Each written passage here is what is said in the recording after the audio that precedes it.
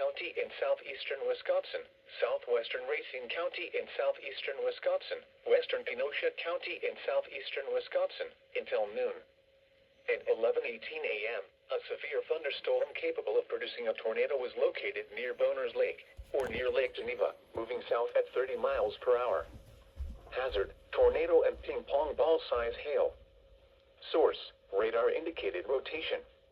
Impact, flying debris will be dangerous to those caught without shelter. Mobile homes will be damaged or destroyed. Damage to roofs, windows, and vehicles will occur. Tree damage is likely.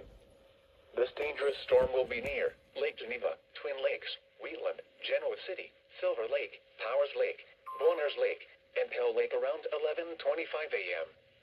Camp Lake around 11:30 a.m.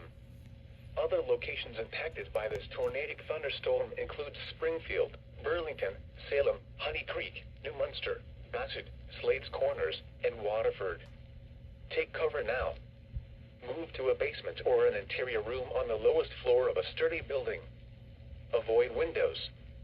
If you are outdoors, in a mobile home, or in a vehicle, move to the closest substantial shelter and protect yourself from flying debris.